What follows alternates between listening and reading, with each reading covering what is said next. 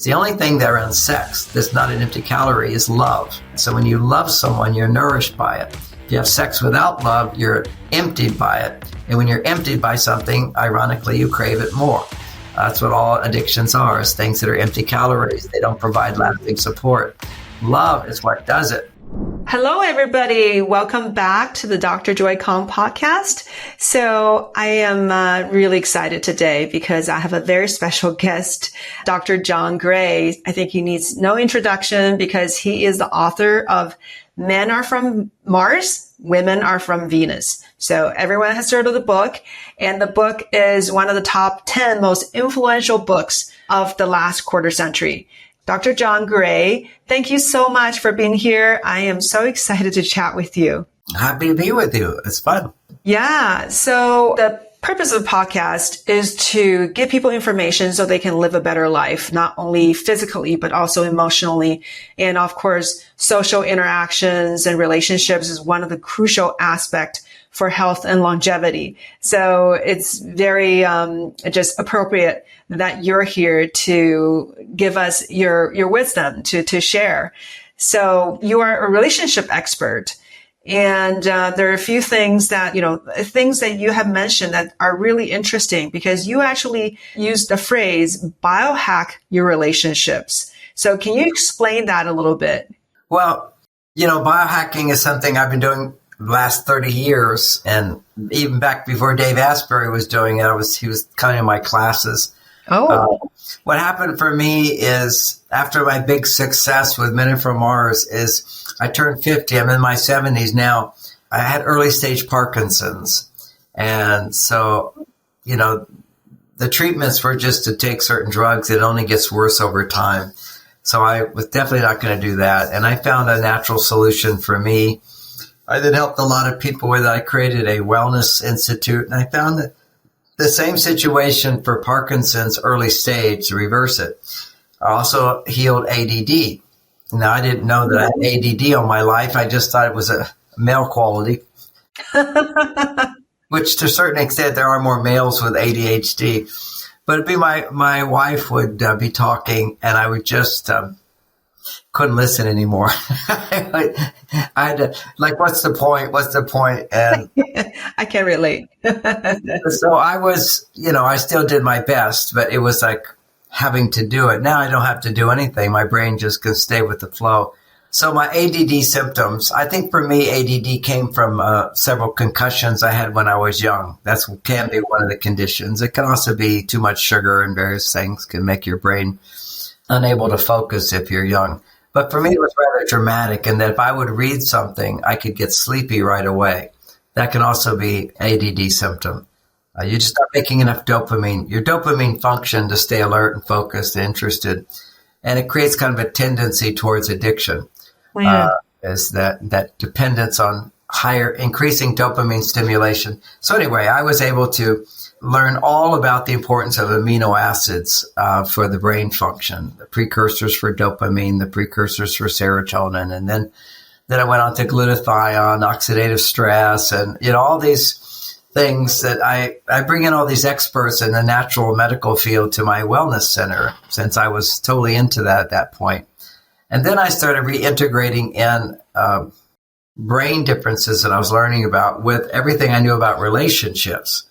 And suddenly you could see, for example, men have biologically we're born with more muscle cells, compared to our fat cells. We have muscle fat ratio. Females have fat to muscle ratio, which is different from males. Because they can make babies, you have to be able to ovulate, you have to have more estrogen, and you have to have more fat cells to make the estrogen so you can raise a baby. It's a lot of biological differences, and in order to regulate stress, what we saw is that men will one of my things in Men Are From Mars is that men work, and men out of work are stressed. If a man can work and be successful, his stress levels go down. That had a lot to do with dopamine levels. Dopamine keeps you motivated, all right? And that's an important aspect because typically in relationships, men lose motivation to be romantic. Women go, what happened? He ran out of dopamine. And so the newness of a relationship stimulates dopamine. Danger stimulates dopamine. So she can love me. Is she not going to love me? All that makes the newness of a relationship filled with lots of dopamine. And that effect it has on men is raising their testosterone, which makes them more sexually motivated. And for women, it raises their estrogen, which makes them more sexually receptive. It's only when a woman's estrogen levels get close to doubling a healthy level that she feels strong sexual attraction for physical intimacy. Well, testosterone has a lot to do with women's sexuality as well. Oh, for desire. Testosterone is desire. But see, there's two types of desire that a woman can have. One is the desire to achieve or the desire to receive. When her estrogen levels are naturally during ovulation, it will happen. But romantic skills, I keep my wife's estrogen levels up all the time. So we have quite a lot of sex because she wants it, not just because I want it. You know, this is one of the big problems in marriage is men start feeling like my wife doesn't want enough sex. Occasionally it's the other way around, but even then she's missing him wanting to have sex with her as opposed to her body is saying must have sex. You know, there's a wonderful feeling a woman has when a man is just adoring her and loving her and ravishing her and all that. That's what she's really missing when she says in her 40s that I want to have more sex. He's already given up on sex for a variety of reasons. But one is, for those variety of reasons, his testosterone levels have now descended down. Half the men over 40 have used Viagra because they couldn't get erections with their partner.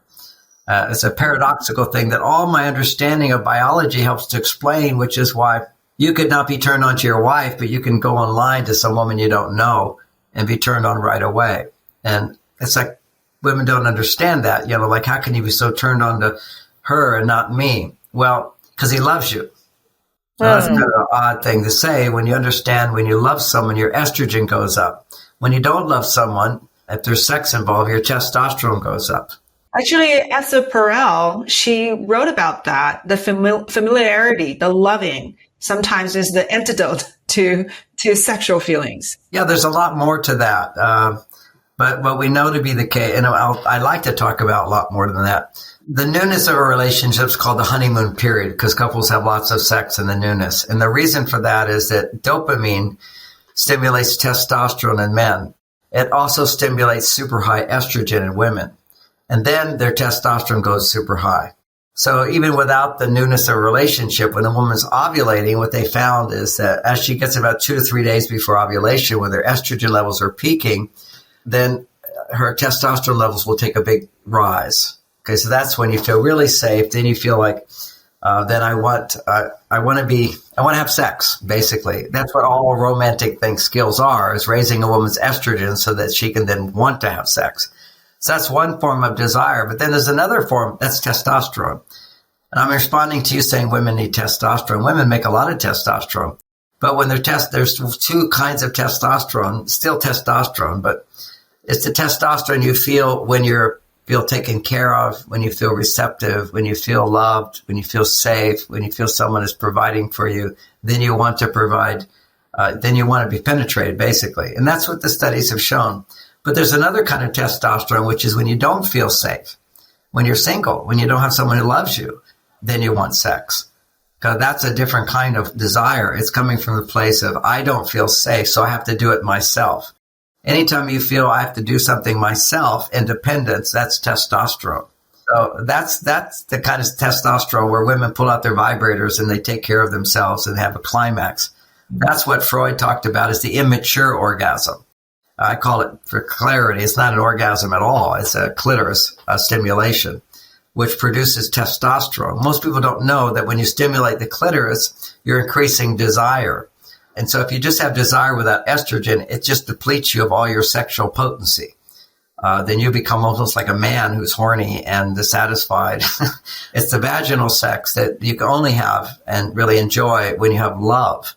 Love is, the vaginal orgasm is more emotional, it's more fulfilling, it's more rich. It's also the product of high estrogen. If you don't have high estrogen, you don't feel, some women I've counseled feel nothing when a penis goes in, nothing. They just do it for him, as opposed to feeling like this is the greatest thing in the world. There's a place in China I've taught in China for many years, also India, around the world. I've been the Ashwar Indians. I'll talk a little bit about them as well. That's interesting. But there's one province in China where you go into town, there's a big gigantic penis. Where is that? Because I came from China. Yeah, you're Chinese, so I'm thinking about it. Okay, so my wife is Chinese. I'll ask my Chinese friends. Yeah. So you just have to ask them. It's one of the provinces. And the way I learned about it was they have kind of like a Epcot Center in China. It's a Chinese version of Epcot Centers where you have all the countries in one place at Disneyland. Yes. The world. Well, they have one of those places in China. I forget where it was. But for that particular province, you go in and then there's this big giant penis with a flange on top and the whole story of the town where when a woman wants to have a baby, she'll go make offerings to the penis and she'll have sex with the men she's attracted to in that place and with many men because she thinks that until they become civilized, and they're still somewhat doing this, they have the belief that you can get the qualities of this man by having sex with him. And you want that he's an artist, so I want a child who's an artist and also one who's a football player. So you're going to get those qualities. And then when the woman has the baby, there's no father. Her uncle or her father takes care of the child. They don't have marriage like we have. So around the world, there's all these amazing aspects. But clearly, in my experience as a sex counselor, the vaginal orgasm is very, very different from just the clitoral orgasm. And so I call it a climax. And hormonally, it's primarily testosterone that gets stimulated through the clitoris, which is why if men don't stimulate the clitoris, women don't feel the desire. So if you want a woman to be hot right away, you go for the clitoris because then she'll start feeling desire. But she doesn't always then get to feeling need. Need is going to be a feeling of receptivity. Desire is more, I want to achieve a goal. And this is why you have something called foreplay, which is kissing and lips and affection and pillow talk and taking time to be present with each other. Then you have breast activity. That's oxytocin, which is going to make more safety for the estrogen to get produced.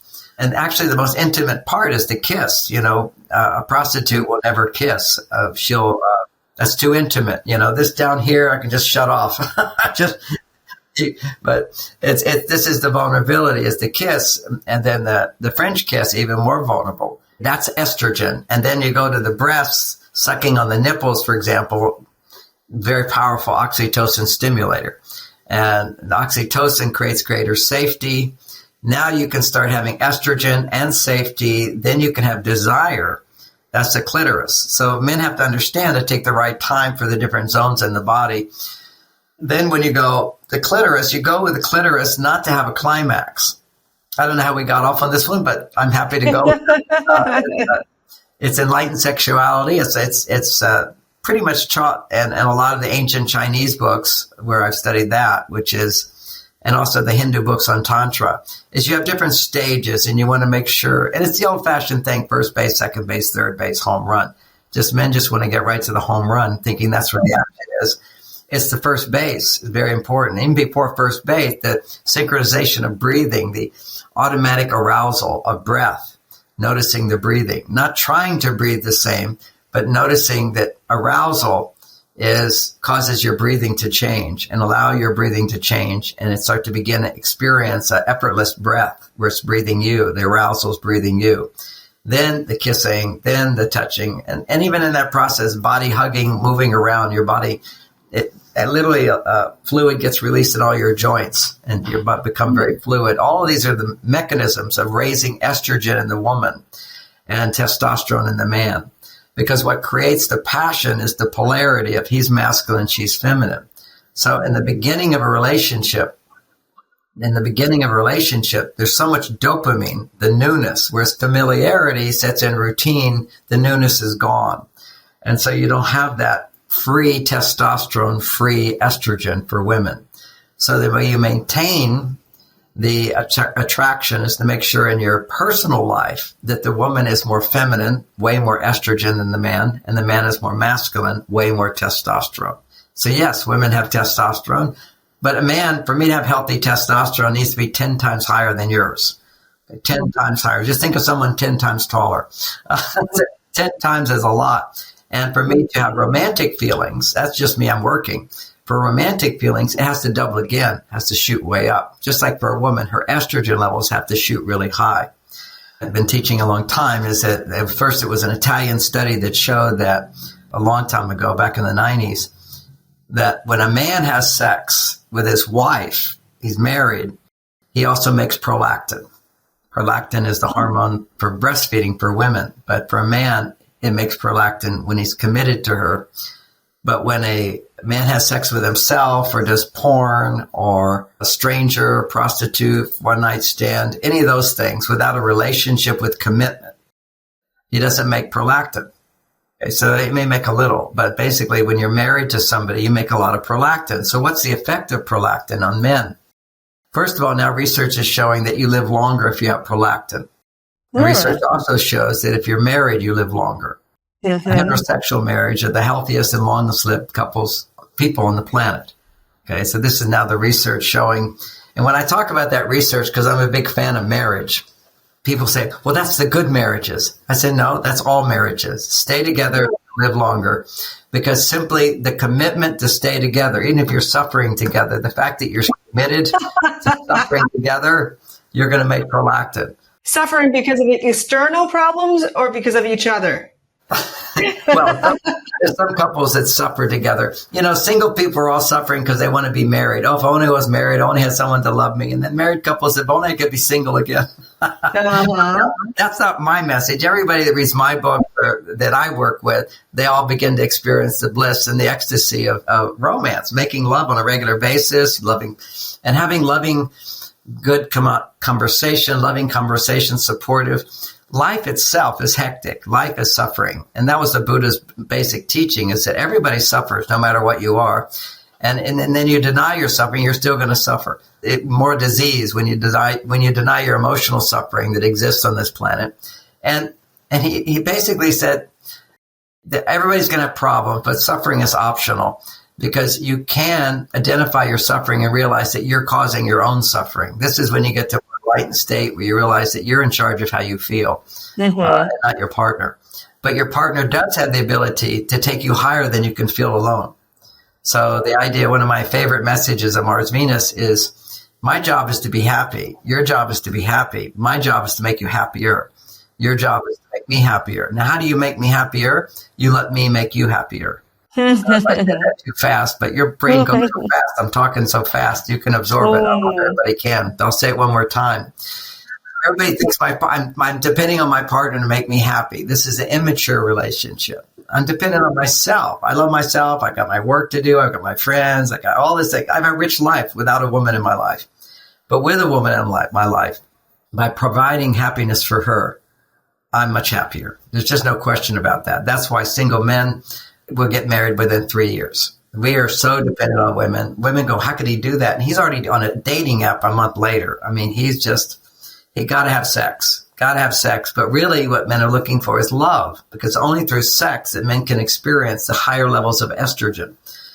Otherwise, if they experience high estrogen without sex, then their estrogen is high, their testosterone is low, and they're in fight or flight. Anytime a man is in fight or flight, that's fight, anger, frustration, being mad, shut down, or flight. Shutting down is the flight, pulling away, not interested, denial.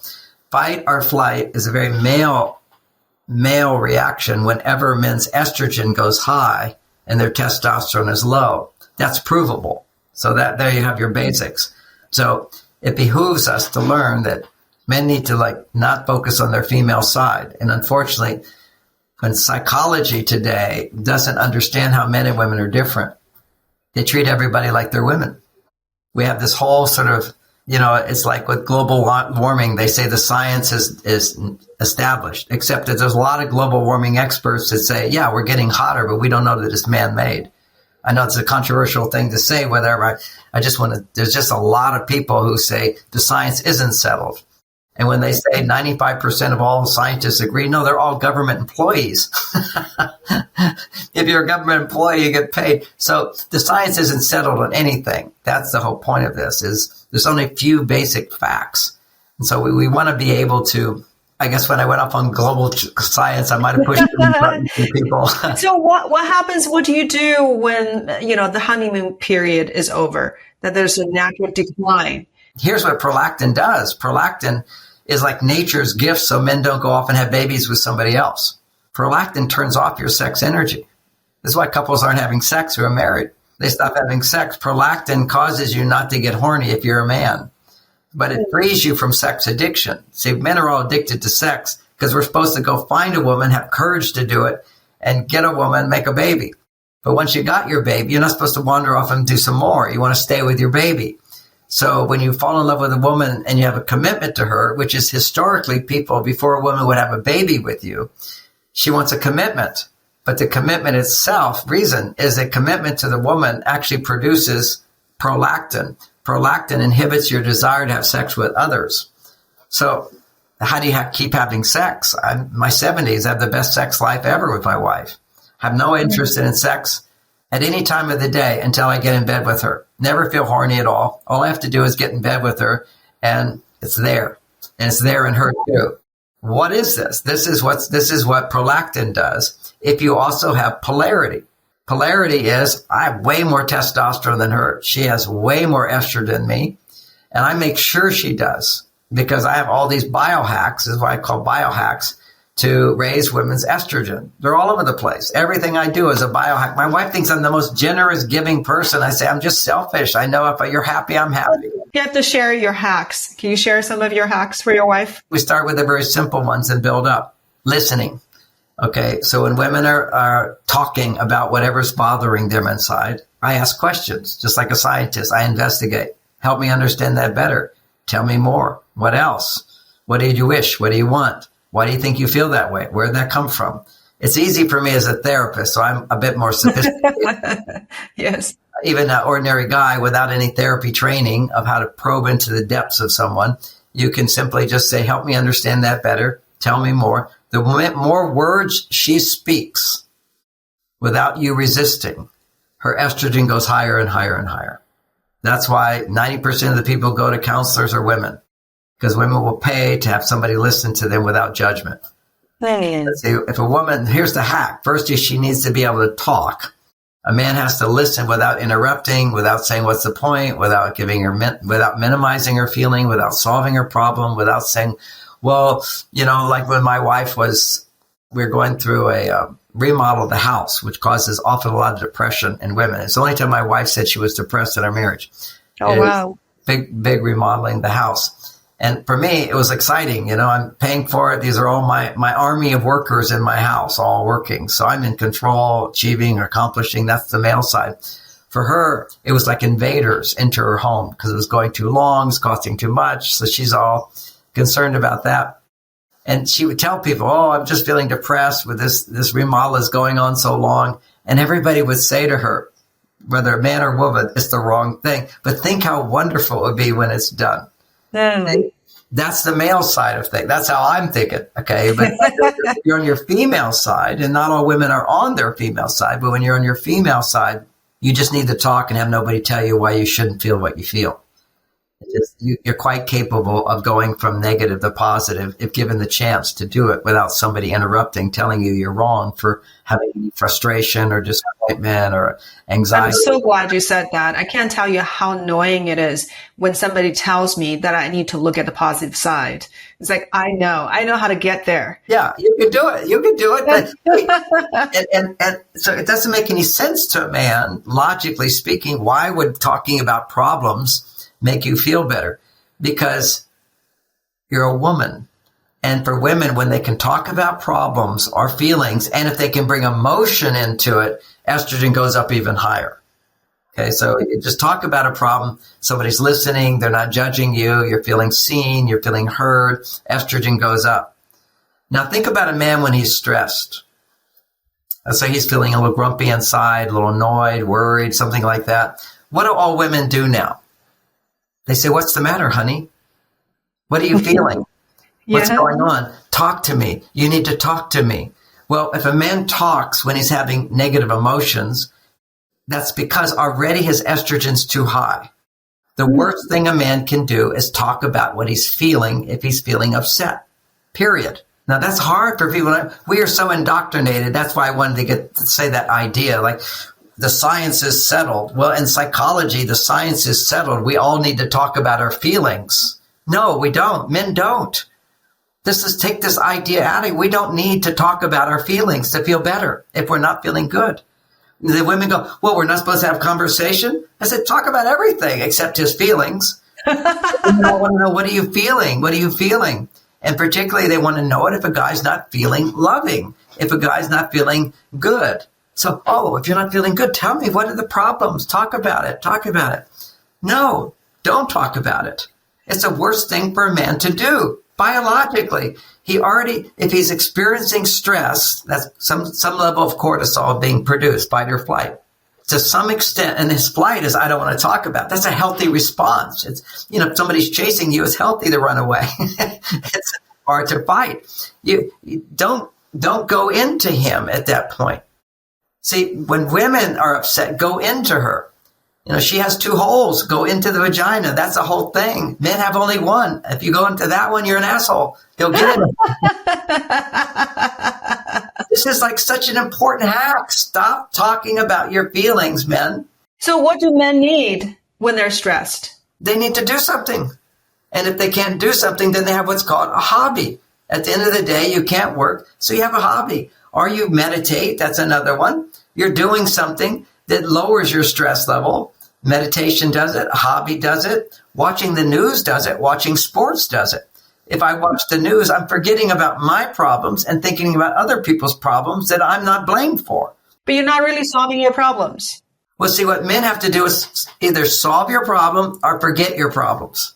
And you can't do that as a woman. You're not designed to do that. Your brain never turns off. You can go to Harvard studies showing, have you sit down on a couch and say, we're going to put these electrodes on you. We're going to measure your brain activity. So just relax. Your brain speeds up. Every time. The woman's brain speeds up. The man's brain, it stops. You say, what are you thinking? He says, nothing. You say to a woman, what are you thinking? She says, I'm thinking about all the things I should be doing that I'm not doing because I'm doing this experiment. And her stress level goes up. So we're designed to be on or off. It's a real simple thing. And when it comes to sex, it's up or it's down. We have no control over that, except if we can control her in terms of helping to raise her estrogen. If I have testosterone and I can raise her estrogen, I will get an erection if it's a romantic relationship. Men, because when I raise her estrogen, my estrogen goes up as well, along with my testosterone. That's another thing most men don't know. You need to have estrogen in your body to have an erection. But if you have too much estrogen, you don't have an erection. Too much estrogen, what I mean by that is just that it's high and your testosterone is low. So I don't want to talk about myself so much, but a man in his 70s can have an erection every day if he just has healthy testosterone levels, because any man in his 70s, unless he's a sociopath, has very high estrogen. It's natural for men's estrogen to rise. It's natural for women's testosterone to go up because you have greater confidence. Men have greater wisdom as they get older. Wisdom produces estrogen. This is the whole knowledge of relationships women have built into them. They've just had it knocked out. Women know the importance of beauty in the home, love, caring, routine, getting things. You have this wisdom built in. Men don't have that. Washing, cleaning, all these things that's the wisdom of life. If a woman's in touch with her female side, she has that and she conveys that to her children. How to have you live your life. Today, women aren't with their children. Today, women aren't connected to that wisdom. They're off on their male side, becoming like men who can be, the male side is highly efficient, highly effective, highly confident, making results in the outer world. So when a woman's so effective in the outer world, often she's completely disconnected from her feminine side. Doesn't have to be that way.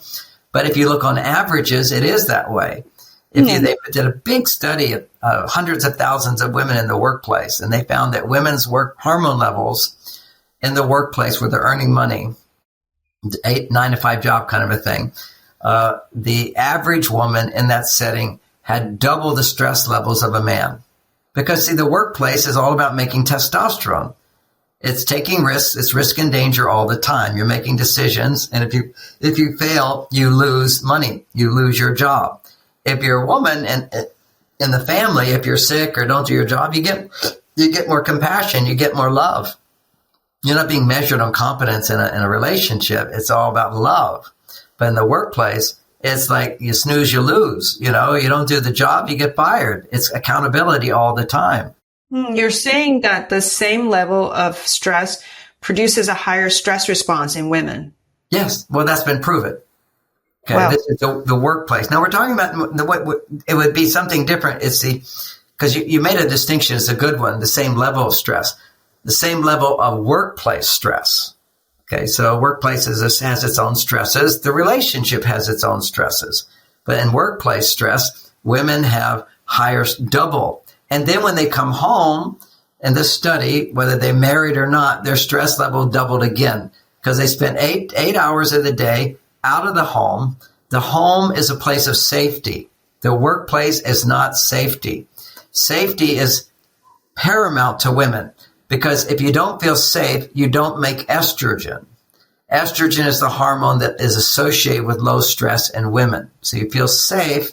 Now you can go to a higher level of estrogen. So the research was showing oxytocin, which you're very familiar with. But oxytocin is the safety hormone. So non-physical touch, for example, hugs, affection, and actual circumstances of safety will produce oxytocin. And then women's stress level goes down. But that's actually not true. Turns out that it only produces stress reduction at half of her cycle. When her period, from her period to ovulation is where a woman has to go up in terms of her estrogen levels. They're rising the whole 15 days. Then after ovulation, estrogen has to go down and progesterone has to come up. She still needs some estrogen, but then she needs progesterone. Well, progesterone is the hormone that will lower stress for her at that time. If she doesn't make progesterone, she will have stress. Oxytocin is not the hormone she primarily needs. She needs some oxytocin for estrogen, but if she has a lot of estrogen, then she has what's called estrogen dominance, which is at that time she has estrogen levels, but more than progesterone. Ideally, it's confusing to say estrogen dominance because estrogen is a good thing. She has not enough progesterone, and really what's going on, why doesn't she have enough progesterone? Because she has testosterone dominance. Testosterone, in order to make testosterone, a woman uses up her progesterone. So they're like opposite forces as well. So you can't make progesterone when you're like in a sort of a dangerous situation of having to make decisions, bottom lines, sacrifices, all that stuff. We're designed for it. We've been designed for it since the early time, since all we know about history. When I go down to the indigenous Indians, first of all, one of the unique characteristics when I'm in the Ashwar Indians, at least that's where I visited, all my teaching is from my experience, is they have sex every night, and all the women are multi-orgasmic. You hear it, you can hear it. It's like, and you kind of go, wait a second, it's not like nobody's taking them out to dinner, and there's no romantic guys. You don't see any romance going on, dressing up or anything. They're just wearing this simple clothing, and they do dance. They do play music and dance. That we want entertainment. They do, but there's not a lot of affection between the men and women and so forth. But what's happening is, women all day long are doing behaviors where they're depending on each other, taking care of children, helping with the children, doing nurturing things. So there's a lot of reciprocity between the women, and the women have activities that are all safe and routine. So, where you mentioned routine kills romance, not at all if you're producing a lot of female hormones, and routine actually does produce more female hormones than testosterone, than danger. And men are doing the dirty, dangerous jobs. So women are allowed in the jungle, men are allowed in the garden, for example. Women would be like, what a wimp, in the garden. They want the men to do their jobs. They do their jobs. These two separate worlds. This is where we came from. And This still exists today. It's just that we've changed it all around where now women are in the jungle and they're making testosterone. So they're taking sleeping pills. If you want to go to a big jungle, go to Brazil. At least one place I've been, Sao Paulo, I was at a medical conference. And one of the things that one of the doctors was saying that 95% of the women in Sao Paulo have to take medical sleeping pills to sleep. 95%. That's the stress levels they're having because their mind's too busy. Your brain doesn't shut off as a woman depending on stress. My brain, all I have to do is say, I'm tired. I'm going to go watch a football game. I'm tired. I'm going to watch the news. Forget my problems. I'm tired. I'm going to go work on my car. I'm tired. I've got my hobby I'm going to do. And there's good hobbies and there's bad hobbies. Today, porn has become the big cave for a lot of young people. And that is a hobby that gives you a surge of testosterone, rebuilds your testosterone for a brief moment, and it's gone. You know, the amount of time somebody spends on porn is 8 minutes, according to the computers. And that means the whole time of looking for the right one that turns you on, then doing your thing, and it's over. The whole thing's done in 8 minutes. And what just happened is your testosterone levels didn't rebuild. They actually deflated themselves. But then you want to do later, you want to do more porn. It's addictive. Anything which addictive means that you're taking something that it's empty calories, like an Oreo cookie. Empty calories give you a burst, but then it doesn't satisfy. So you have to go back to it. Porn, having sex with yourself, these are all empty calories. The only thing there on sex that's not an empty calorie is love. And so when you love someone, you're nourished by it. If you have sex without love, you're emptied by it. And when you're emptied by something, ironically, you crave it more. That's what all addictions are, is things that are empty calories. They don't provide lasting support. Love is what does it. But love is when a woman's estrogen levels go up. And when a man can cause a woman's estrogen levels to go up, he will feel more love, and he will feel love for her because she's the one that's raising his estrogen in response to his behaviors. Mm-hmm. You said when women get back from work into the house, they're actually more stressed. Or can you explain that? Well, one is not enough time. There's things she wants to do. Whenever you have low estrogen, and you come from work with low estrogen, right? You're not building it up all day. See, you're designed to be making estrogen all day long. And suddenly you're over here making testosterone. You're not making estrogen. So you're just depleted of estrogen. And now you're at home, and there's this feeling of not enough time, not enough support, not enough money. Everything becomes not enough when you have low estrogen. When you have plenty of estrogen, your attitude is plenty of time, plenty of support, life's good, happy person. That's a healthy balance of estrogen. And then after ovulation, you still have that estrogen, but it's not so much about depending on food or others or whatever for fulfillment. It's more about freedom, depending on your personality type. But this is a little tricky. Estrogen gets produced whenever you're a doctor. When people come to you, they're depending on you, their estrogen goes up. This is why women go to doctors way more than men. We don't need the estrogen. But women feel the need to produce estrogen. Their body says, I need to depend on someone for something. So when they go to, and I think it's the foundation of the placebo effect, which is that it lowers your stress just to feel someone's taking care of you. And so when a woman goes to a doctor, she feels like you have something for me that I can't do for myself. When a woman has a husband, she has a backup. She has someone to protect her, something she doesn't have to do for herself if he's there. So there's that feeling of, I don't have to do everything myself. When women are stressed, they always say things like, I feel like I have to do everything. Underline, have to. Have to is testosterone producing. Get to is progesterone producing. And estrogen producing is I don't have to. Okay, one is I get to, that's freedom. And there's two types of progesterone producing behaviors. One of them is social bonding. And that's actual research showing that social bonding will reduce stress in women. And it's due to progesterone. Progesterone loses stress in women. But, they don't do studies based upon what day of the month a woman's in the study. So if the women are all after the period somewhat, oxytocin is going to keep their stress levels low because it opens up more estrogen.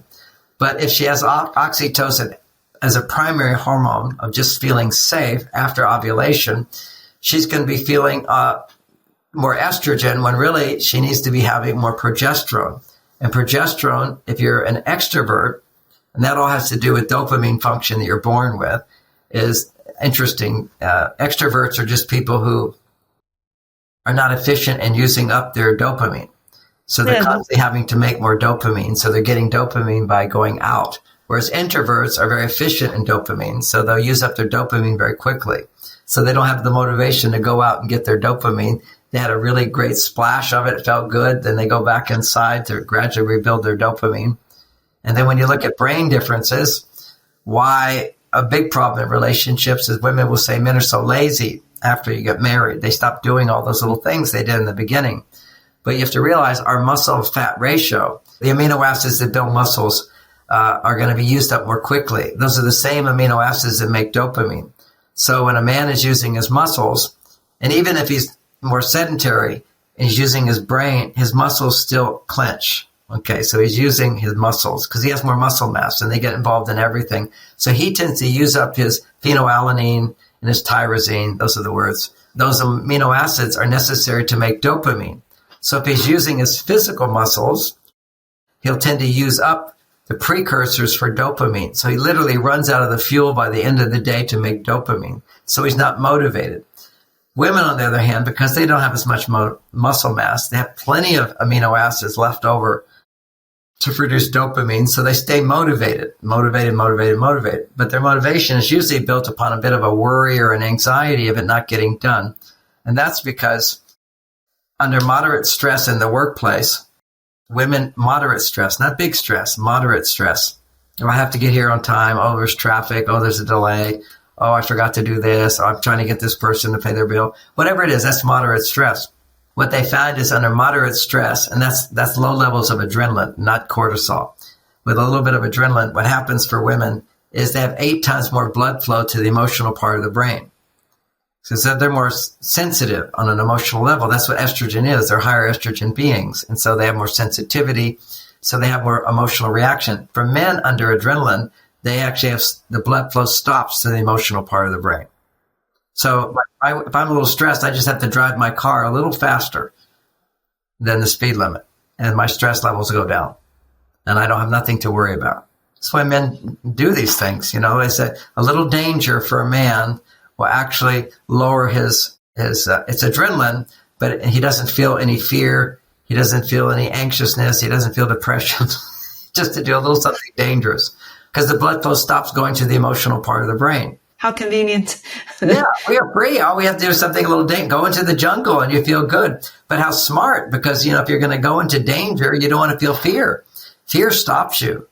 So, we're designed to go into battle, to go into the jungle, to go face, wild animals, to fight battles. This is our whole life of survival for the woman to protect the family. We can't have fear. Fear holds you back. Fear says, don't do that. So get rid of the emotions here and get out there and do your job. Protect your family. You do it from a place of love, but you don't necessarily feel that love. If you're feeling and you're killing somebody, you can't kill them. Mm-hmm. The love makes, maybe we can talk this out. Maybe we can resolve this, and while you're feeling that, they're going, I'll get you. So, this is all just men and women are different. So a man, let's say he's a little stressed. All right. So now his stress is increased, worried about something. He's thinking about something. And we have this whole world of psychology accepted by all experts that when you're upset, you have to talk about your feelings. No, you don't have to talk about your feelings. And the women go, they get so upset with me. They say, well, doesn't he need to talk about his feelings? We have to, everyone talk about feelings. No, he doesn't. No, but aren't men dysfunctional because they didn't get to cry as children? Yes, that has a role to play. When a boy up to puberty, he doesn't have high testosterone. What he has is the same estrogen levels as a little girl. So he has the same sensitivity. So he needs a lot of the same kind of empathy and support. Not exactly the same, but he does need it. But also because he didn't cry, that's not the reason why he's dysfunctional later. This is this most stupid thing. They all say, oh, poor little boys, they didn't get to cry. It's like a minor trauma that you don't get to cry. You know what the big trauma is? Mom and dad don't love each other. Mom and dad fighting with each other. Mom and dad getting divorced. Mom and dad not having sex anymore because they don't love each other. That's the trauma to a little boy. Mom loves the little boy more than daddy. That's traumatic for a child. That's rape of a child. See, I'm responsible for your happiness. That's dad's job. You put a burden on a boy, he'll never even want to be with a girl again. He'll have all these intimacy issues. I'd rather just hang out with the guys. This is all childhood trauma because parents aren't happy. And parents are not happy because they don't have behavior skills to produce the hormones of happiness, which are basically estrogen for women, progesterone for women, testosterone for men. And so it's not like just the hormones make this happen. I focus on hormones because we know that when you're not happy, your hormones are out of balance. And then when the hormones are out of balance, then you have to go, okay, what do I have to say? What do I have to do? What's important to me in order to balance my hormones? And what's not known yet that you weren't taught in medical school, the most powerful stimulator balancing hormones or throwing hormones out of balance is your relationships. You got food, we have toxicity, certainly you have endocrine disruptors, that's all real. But bigger than that is your relationships. You know, if I hang out with the guys, my testosterone goes up, my estrogen doesn't go up. But if I'm with my wife all the time, I need to go fishing with the guys. And what that does, or any kind of male behavior, because that bumps up my testosterone hanging out with guys who are not in touch with their feelings and talking about all their feelings. Now you got these guys in men's groups, rather than talking about solutions to problems with a little empathy for each other, they're all like talking about their feelings. That's not what you're to do. This is like wimp out. This is what's happening today. Look at the average 20-year-old male. Compare his testosterone levels to 20 years ago. It's 20% less. And look at the average direction for men is that their testosterone levels on average go down 1% every year, starting now at 20% lower, going down, down, down, down. It doesn't have to be that way. What do you think, these guys in the jungle at 60 years old having sex to have low testosterone? No way. You think those women don't have great estrogen response? And yes, they do go through menopause, but your estrogen levels will drop. But it's all about measuring the balance between your testosterone, which is I have to do it myself, versus my estrogen, which is I don't have to do it myself. That's what femininity is. It's the power to attract help. Success, male side, is look what I can do. I can help. But look what I can do. I can get other people to do for me. That's the real female empowerment, which is completely lost, which is how to attract the right man for you, attract the right support for you. And it used to be culture did it for you. Culture put you in a situation as a woman that made lots of estrogen, lots of progesterone, and men made lots of testosterone because they would go out, face danger, produce their testosterone. Then they come back and their wives were appreciative and grateful and their life was his hands and there'd be great sex. It's like every romantic novel is woman in distress and man solves the problem. Man's the hero. What are we seeing on TV now? All we're seeing now on Netflix is women heroes and men taking orders from women. This is insanity. It's just no romance. There's going to be no more sex. And that's what's happening. Well, how do you face that thought, comparing with the female empowerment? What we're trying, we're actually allowing women to blossom, right? To become doctors and lawyers, to actually use their intellect. How do you reconcile that? I have no problem with women becoming doctors and lawyers. None at all. What I see, that's evolution. That's progress. I have no problem with men spending time with their children and fathering their kids. I was very lucky in my marriage to have a child. My wife was married before, and she had 2 little children when I met her. And she said, I'm not having any more children. I said, why? And she said, because my last husband left me and I'm not going to be a single mother again. I'm not going to have another baby. So I convinced her I was never going to leave her, and that would be a 50-50 parent. Okay. And I was. And I'm glad I did that, because when I'm in my 90s and then, when I was selling 50,000 books a weekend, okay, that's like huge amounts of people were reading Men Are From Mars. I had so many opportunities. I'd fly to China, get paid $100,000 for a 1-hour talk, flying first class. It was like wild. All these places I could go. But nope, not going to do it all, because I promised to take my kids to school. Okay, I took my kids to school. I made sure I was a 50-50 parent. I'm just so grateful for that. I had plenty of success. That didn't interfere. I just didn't have as much because I didn't follow every opportunity. I was a good parent. My kids are so happy. They're so grateful for that. And I'm grateful for that. I mean, what a great person I became, because I also have my female side. I'm a very loving person. And my wife was happier too, because she didn't feel the whole burden of parenting by herself. And she could also have her job. So I'm not saying women can be educated, have their jobs. It's just that they need to be, ideally, they need to have a man in their life. And biologically, it's true. I started out by saying, if you're married, you have a man who's committed to you, you have love in your life, even if there's problems, you're still going to live longer and you're going to be healthier. I thought there were statistics saying that women who are single actually live longer than women who are married, but it's reversed for men. No, I haven't seen that statistic. Okay. It'd be women who are single compared to single men. That would be true. But the studies I've seen over and over are married couples live longer than single people, period. And they're healthier than single people. And then there's other things, if you look at people who get to over 80, half of them have dementia.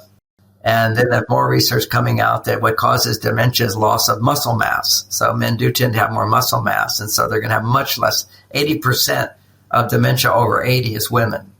So women are going to have all this dementia and they need to keep their muscle mass. And the problem is that they start out with less muscle mass and then they diet. And when you diet to sort of keep your figure and look pretty and whatever and feel good and be healthy, well, when you diet, you're getting empty calories. Basically, you're not getting all the calories you need and your metabolism goes down.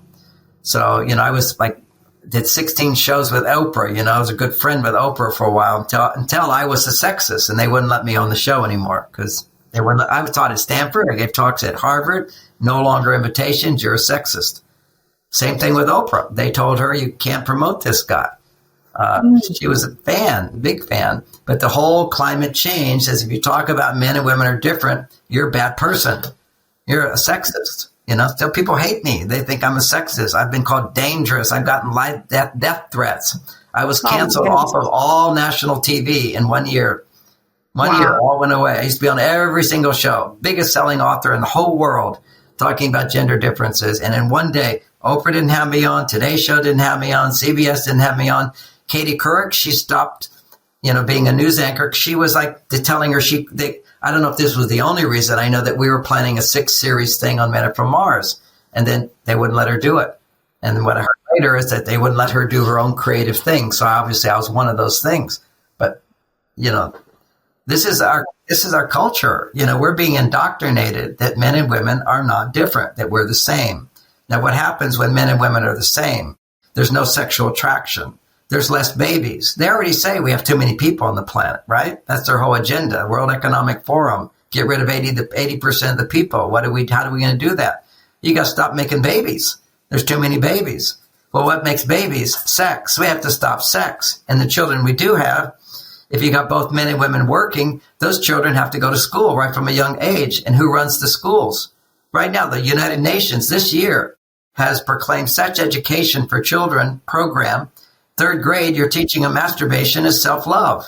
It's the worst thing possible. You're draining children of their brain and their intelligence by having them masturbate. This is like a crazy thing. Every culture throughout time has said masturbation will weaken you, loses your brain power, loses your heart power. Right now, we know masturbation is lowering the testosterone levels in males. It's this crisis. It's terrible. And then now you got females doing it. Then they're depending on their clitoris in order to feel happy in life. This is insane. That's just another activity of producing testosterone. They have plenty of testosterone. What you need is to balance your testosterone with your estrogen. Women do need more testosterone. That's why they'll take testosterone for their libido, but it's going the wrong direction. It's basically they need to make estrogen and they'll have plenty of testosterone. Well, going back to the subject of making more estrogen and your secrets of keeping your wife so happy, you mentioned listening is one of the major ways to elevate her estrogen. Absolutely. No question about it. Now, another one is giving reassurance. You're so beautiful. You're so wonderful. Now, that's one way of doing it. Bonnie used to always say, I need reassurance, because here I'm busy working all the time. I'm completely ignoring her. Okay. And for her, it's kind of like she's always connected to me. But for me, as a man, you disconnect to produce testosterone. See, anytime you're pumping up testosterone, mine are just off the chart. Now, in my 70s, I mentioned 50% higher, sometimes 100% higher. Like right now, they would be 100% higher than when I was a young man. Confidence, skill, opportunity to make a difference. Testosterone levels shoot up. So when you have that, you're detached. You have two sides of us, attached, connected, and detached. Detached doesn't necessarily mean that you're indifferent to others. Okay, that would be testosterone without estrogen. I'm detached and indifferent. That's a sociopath. That's a politician. There's books written by authority figures from big universities saying that almost all presidents have been psychopaths, and some were just sociopaths. That you can declare war, you're a psychopath. This is just what it is. Who wants to be a politician, have half the world hate you, and just make decisions? That's a unique job. I'm not saying it. I say I read it in the books by educated people that they're all psychopaths, all have symptoms of psychopaths. Okay, and what it is biologically, what a psychopath is particularly men who have no estrogen. and then high testosterone. Now, women can be borderline, and we can give other names for it, but it would be low estrogen. For men, no estrogen is a psychopath. And psychopaths only feel they get off on causing pain to others. Because when you, particularly causing pain to a woman or a weak person, if you can cause pain to someone, you get a glimpse of estrogen and you get an erection. They can't get erections without causing pain to others. Causing pain gives them a glimpse of estrogen that they feel? Because, see, they can't feel. See, I feel more through loving my wife, doing something for my wife, then I will feel more turned on. A man turned on means his testosterone is going up along with his estrogen. So if I do something nice for my wife, and her estrogen goes up because I'm connecting with her, my estrogen goes up along with my testosterone. Testosterone stays high because I'm doing something. I'm providing something. When a woman provides for a man, it just makes him weak. That's why romance is about, it's a two-way street. The man gives and the woman gives him the opportunity to give to her. It's like giving is great but if it's a woman to a man, don't give to him. Give him the opportunity to give to you. Well, these days, things are changed because women have so much more economic power. Yes. Right? It's all about all this equality that you both give. First of all, it was women who did it. And so let's put there's blame. You guys said we want to be like men. And all men want to do is make women happy.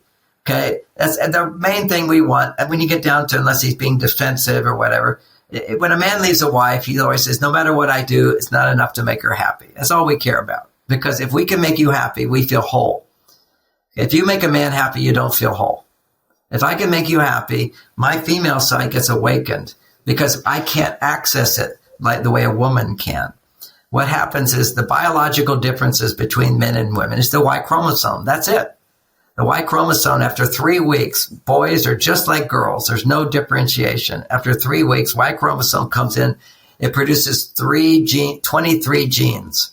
23 genes that I've got that you don't as a woman. The function of those 23 genes is to override many of my female genes. So I can't make a vagina, so I get a penis. So I can't make so much estrogen, I depend on testosterone. And that's all we know is there's 23 genes that override female genes. Science doesn't say that. Well, we do know that those overriding genes causes my vagina to come out and become a penis. Okay, so there's, so they're responsible for these biological differences. But I'm talking about, along with the biological differences, to make a baby, which your body can do and mine can't, you need lots of estrogen. And to make the baby, from my side, to be wanting to make the baby with you, I need lots of testosterone. So nature's got it all figured out. Infinite intelligence. We are biologically different. So I can't access my female genes, but by connecting with you through love, I can. That's why men, they get a divorce, they're off trying to connect with another woman. Women, after a divorce, 9 years before, on average, if they get married. Otherwise, they just stay single. So many women stay single because no man is ever good enough for them, because no man can be good enough for them because their estrogen levels are too low. When your estrogen is low, you get the feeling of not enough. It doesn't finish the sentence saying not enough estrogen. It's not enough time, not enough intelligence, not enough money, not enough support, not enough food, not enough support. It's all not enough. Anytime you're into I have not enough and it's stressing you out, okay, it's not enough estrogen. That's what estrogen is. Estrogen is I can have. That's why women love to shop when they love to shop. So for both men and women, it's the same thing, the too little estrogen. No, too little testosterone. No. It's just the opposite. Not enough estrogen in men makes men desire to please women, makes men to desire to make money, to do whatever it takes to please a woman, to get a woman, to have a woman, to have sex with a woman. And even sex is, men want sex, and what I'm really saying there at the higher level, things have reasons for them. Men want sex because it's only through sex that he can wake up his female genes and feel love. We all need love. So since God takes away our ability to feel love, which feels really good, but we have to do nice things for women in order to feel love. So built in. Oh, wow. I've never heard of it put in that way. That's very endearing that men want to have sex if that they're searching for. Well, here, to go a little bit further into it, we all need love.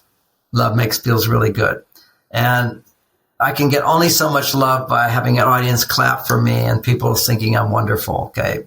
I feel loved. Okay. I feel appreciated. I feel accepted. I feel trusted. All that. That's a certain amount of love, but it can never bring my testosterone up along with the estrogen, like making love. See, that's what we call sex, making love. So what happens is when a woman displays more vulnerability and I'm able to provide fulfillment for her, what happens is my testosterone goes up, but so does my estrogen. So they'd be able to rise together. And that's what making love is. And so there's a biohack for that. I know our time's up. I talk really fast because your brain works really fast. So a smart lady. So here's one of the biohacks. And everything that we call traditional romantic behaviors, like a man taking a woman on a date, he takes her on the date. She doesn't take him on the date. He takes the date where she wants to go, not where he wants to go. A date is all for her. A man says, what do you want to do? Don't say to him, what do you want to do? That's not romance. Doing what a man wants to do is not romance. And if a woman thinks it is, she doesn't know. And her estrogen levels are too low. She feels guilty receiving so much. But the reality is that women have this beautiful gene, which is that men don't have as much. And it's called reciprocity. Today for you, tomorrow for me. If you give to me, I want to give to you tomorrow. That's just the way women are. That's why, men, you don't ever have to change a woman. All you have to do is find out what she needs and give her what she needs, and she'll give you exactly what you need. It's reciprocal. And what do men need most? They need all those things that will bump up their testosterone. And what are those things that will bump up testosterone? Feel like what I did was appreciated. Who I am, you accept me just who I am. You're not trying to improve or fix me. And you trust me, you can depend on me. And the way you show you that you can depend on a man is you ask for help a lot. and women on their male side don't ask for help, just like men on their male side don't ask for help because we feel better. I can do it myself. But when I do it myself, I just want to do it myself because that's my nature as a man to prove, see, I'm worthy of your love. I'm an independent guy. You don't have to be, I'm not a child. I can do it myself. See, when men become estrogen dominant, which is talking about their feelings, the only way a woman can respond is that you will produce the hormones of a mother. You can't be turned on to your children. And then you will also resent that your husband you feel he's a child. How many women have I heard he's a child? That's your opinion. You made him into a child in your mind by giving him so much. He doesn't want it. If he does, he is a child, but you don't give it to him and he'll grow up. Give him the opportunity to make you grow up because all of your negative emotions are childlike. It's all child. It's the limbic system. It's the unformed brain of the prefrontal cortex. You're a child at that time. Nothing wrong with that. You want to stay integrated. That's where all the love and all the juice is. That's where sexuality has to come from. So when you have emotions, a man should learn how to listen to that without getting emotional back, but being empathetic. That's it. Just asking questions, not reacting back. You could be angry. I don't get angry back. Now, how do I avoid getting angry back? By not talking. Because if you're having sex with someone, you're like a child too. We all become like children in relationships. Because when did you ever get naked with somebody? It's when you're a baby. So when you feel all these strong feelings of love, when you're a child. So we all become childlike. But what a man has to do is in the midst of that is maintain this adult detachment that you can have, whereas the woman can go into her emotions and they can be irrational. They can be overreactions. That's the thing. You want her to be irrationally happy with you in sex. You want some sensitive woman who can go to the heights of ecstasy and think you're the most amazing person in the world to attach to you. Well, you have to give her the space to raise her estrogen up to lose her mind, so to speak, which is the way the French call a real orgasm, which is the little death. You lose your mind, get out of your head. We can get out of our heads. It's not a big deal to us. I can just go watch the news and I'm not me at all, just somebody else. Watch a football game. I'm not me at all. Women can't do that. It's through making love, having a man be there for you. One, outside the bedroom, it's allowing your feelings to come forth and let you on your own. It's kind of like a circle. You start out feeling upset, and after a while, you realize there's not much to be upset about. What was a big deal was not a big deal. It's a normal thing. I want my wife to make me a big deal in the bedroom. So if I want that, you have to realize she'll have these emotional reactions based upon her need for more estrogen. But the problem for this whole book, this 400-page book, with all these different biohacks. But I want to finish up because, which was the name of the book? Oh, this book is called Beyond Mars and Venus. I think it's backwards in the screen, but it's Beyond Mars and Venus. And relationship skills for today's complex world. In essence, the book is for women, the book would be how to use a man to come back to your female side. And when you can come back to your female side through your relationship with a man, then when you're at work, because you anticipate coming home to a life where there's a man who says you don't have to do everything, because he's there to help. He's your helper, always your helper, happy to help. When you have a partner who's always happy to help, or at least most of the time, he's happy to help. What happens then is your brain goes, oh, I'm going home to that. When the day is over, I'll go home to that. Then you'll actually be making estrogen in a testosterone world. That's how you don't have to give up being an educated, smart, intelligent person. You know that there's your balance of life. When you go home, there'll be all this source of estrogen. And yes, without a man in your life, you can also have friends, you can have children, you can have family. All these things can be estrogen producer. Going shopping can be going to therapist, go see your doctor, talk about your feelings, journal your feelings, pray to God. All these are estrogen stimulators. Dance, sing, estrogen stimulators. But nothing will bring you as high as having a man, because you're dealing with survival there. You're dealing with the primitive part of you. You're not alone. The most stress-producing thing is a feeling of being alone if you're a woman. Okay, this is like the number one thing. So knowing there's this companionship of somebody who's not needing more from you. So men have to give up their neediness completely. And the only time men are needy is when their estrogen levels are high. If their estrogen levels are low, then they have testosterone as the dominant. Testosterone says, I'm the answer. I've got the answer. I can handle it. And so you can go to your side, go, I need your help. And that's the whole, we talked about sex. The clitoris, first you open up her estrogen with the kissing and the love talk and the cuddling. Now that's more oxytocin, touching the breast. That's more oxytocin. Estrogen can go even higher. Then you go clitoris, estrogen's going high. Now clitoris starts to balance your estrogen and testosterone. And from there, you can go, you shift from what I want to what I want is to be penetrated. Because why do I want that? Because I need to feel you inside of me. I need to feel the masculine in me caring for me. And I'm on my female side. And you go to the highest levels. If a man can do that, men have to learn how to do that as well. Women have to learn. I have a class called Secrets of Great Sex. All the details are there, how to make sure the man provides for the woman and the woman gets what she needs as opposed to thinking about him. It always comes back to stop thinking about him. But think about giving him the opportunity to give to you, which we briefly covered on how to ask for help. So one of the ultimate things, I want to finish on this because I have so many hacks in my brain. But here's a really good one. Are you married? No. Okay, so if you were married, this is like a super hack to keep the sex going. If you're not married, stop having sex. That's what I say. You're just giving away your femininity to have sex with a man who doesn't love you. It's just sex without love is first of all, then you're not motivated to find love. You're dissipating your feminine energy by having sex, primarily just for the pleasure. See, pleasure is energy going out of you. This is why people, if you eat a lot of ice cream or sugar, you'll be drained later. Sex without love is draining. But if, sex with yourself, sex with a stranger, nothing comes back to you. But sex with love, that energy is released and then filled up with love. So sex is our low energy that brings up to the heart. And then there's the languaging, the communication brings it all the way up to the head. So this is a hack for great sex or making love. You're in a relationship and you want what couples want to feel after the honeymoon phase is over. The newness went away. What does newness do? It raises estrogen for women, testosterone for men. The result of that is polarity. That's attraction, mutual attraction. Want to get into each other, want to connect. She wants him in and he wants to go in. That's the male-female polarity. That's going to go away. That's free and it goes away and then couples don't know how to get back. Well, think about it. If you want to feel like you felt in that stage, what were you feeling in that stage? And what women are feeling is the following. What she's feeling is, do you like me? Are you happy to be with me? Am I attractive to you? Do you think I'm beautiful? Are you happy to be with me? Am I the only one for you?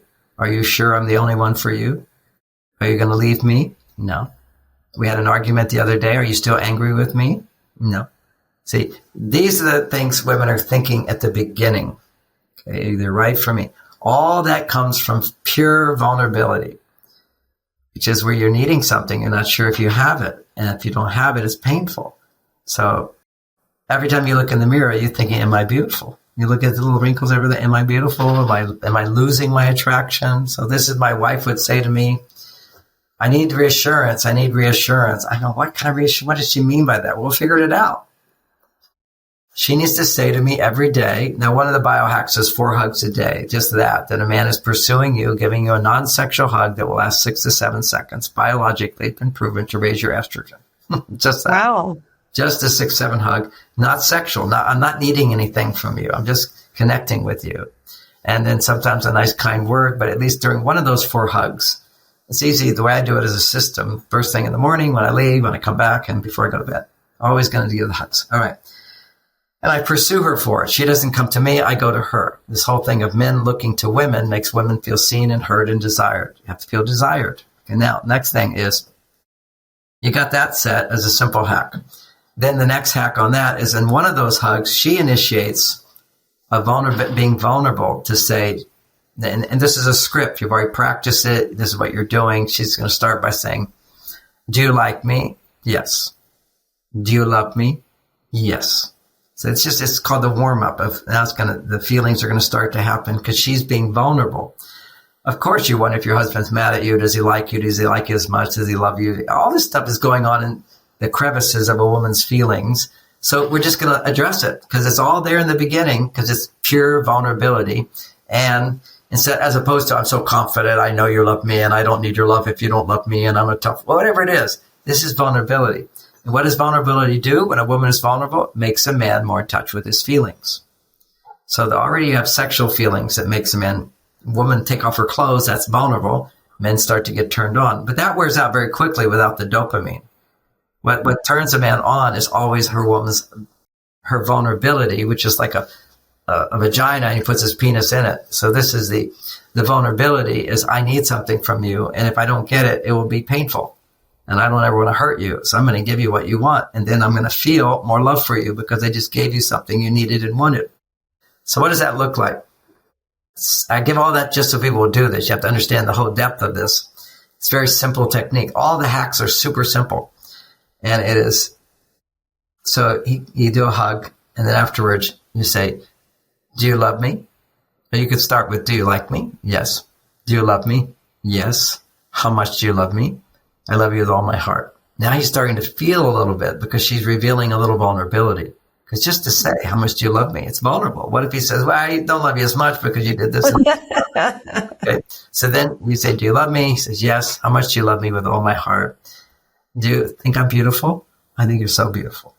That's where the sweetness comes in. I think you're so beautiful. Women do not know how beautiful they are to men. You cannot know. You're so judgmental of yourselves.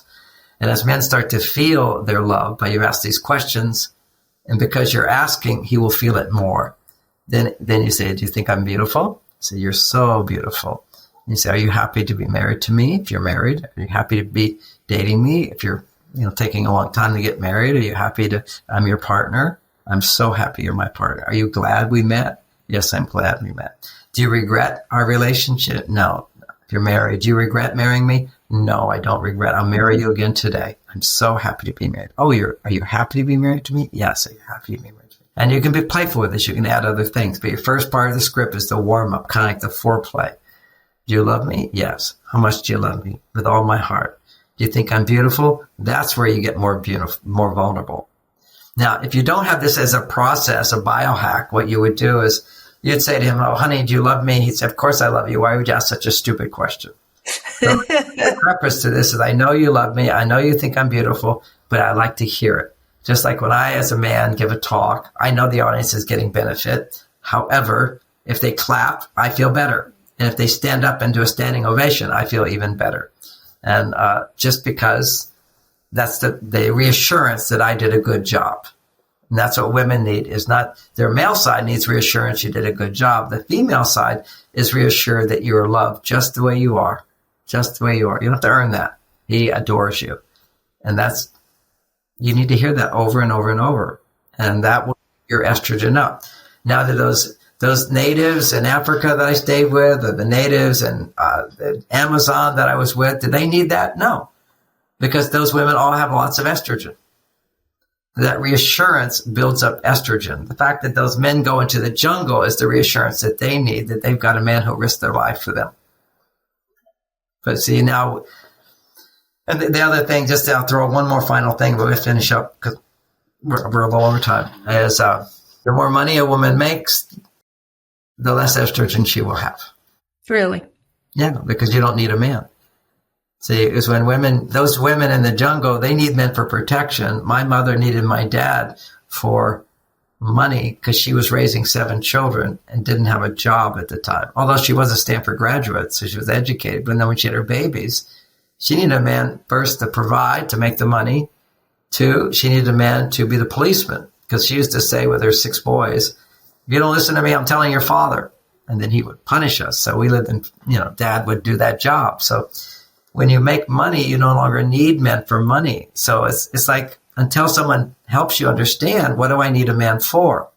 Now you've got that thing. And let's say you grew up in a family without a loving dad, then you don't know what you need a man for. Because if your dad just made money, was a good guy, but he just made money, then if you don't need money, then what do I need a man for?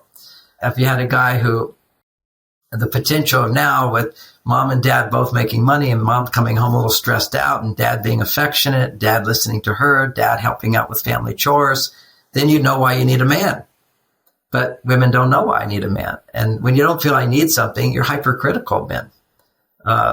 It's like I have a best friend. 30 years ago, I was homeless after being a monk for 9 years. I had no money and I was living on the beaches preaching to homeless people, suffering, basically starving.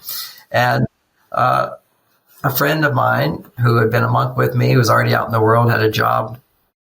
He gave me $50. He said, you might need this, and gave me $50, which was like back then was giving somebody $500, even $1,000. And boy, was I grateful. To this day, he's my best friend. I'm always grateful. When you give to somebody when they're vulnerable, you bond. That's the deepest bond. And the deepest, most vulnerable part of a woman is, do you love me? Are you always going to be with me? Will you always be with me? Are you happy you married me? Do you think I'm beautiful?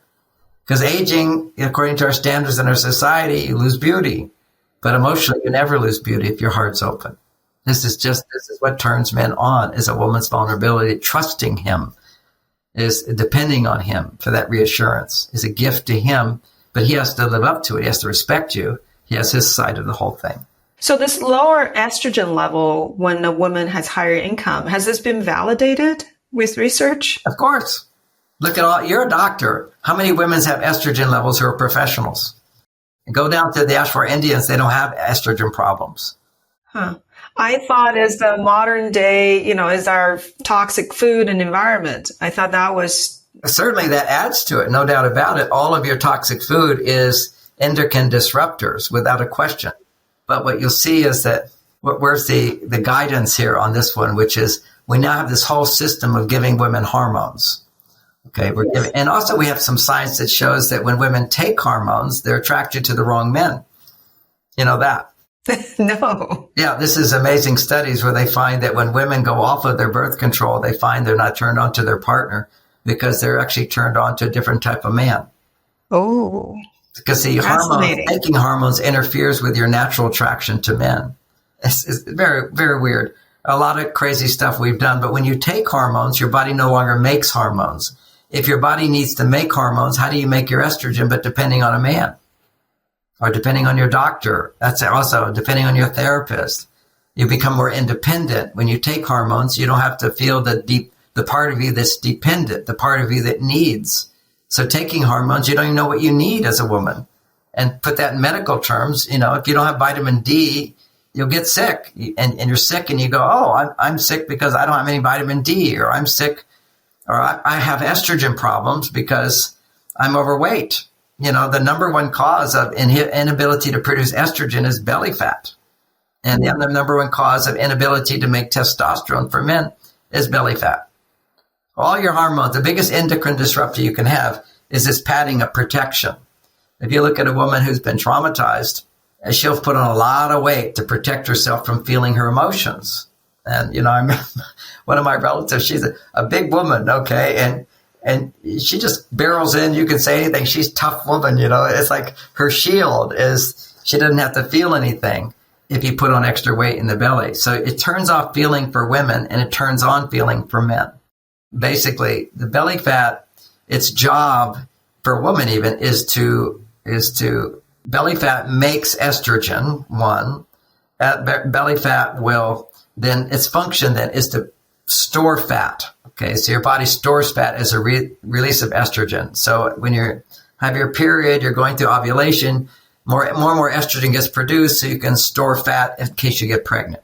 And then when it goes down, you can start losing weight easier at that time. But hard to lose it when you're on your way up because your body is making more estrogen. So estrogen stores fat. Well, for men, if you get an estrogen in your belly, belly fat produces estrogen, and that estrogen produced by your belly fat inhibits your testosterone. It actually causes, I forget the name of the hormone that converts testosterone to estrogen. But basically, that's another issue. When you look at taking hormones, in my opinion, it's not always the answer, and often it's definitely not the answer. You get to the cause of it is you're not in relationships where you feel safe and dependent on people. If you're a woman, your testosterone goes down if you're not working in a way that's of service to others and being rewarded. So there's so much violence in relationships when men are out of work or when they're not being paid for what they do. Okay, so men have to feel like, I put forth effort, I get rewarded. If they don't, their testosterone goes down. Mine's so high because I'm well rewarded for what I do. But more so with my wife, I'm well rewarded. That's why you see these billionaires, I love Elon Musk, but talk to his ex-wives and they'll say he's a great man, but not marriage material. He does not understand women at all. He understands rockets and making money. That's not his thing. Doesn't make him a bad person. He's slightly autistic anyway, so that's part of why he doesn't have those relationship skills. So if you look at the Amazon guy, his wife can't stand him. Look at Bill Gates, his wife can't stand him. He's a pervert. He went to Epstein Island, Gates. That's why she said she left him.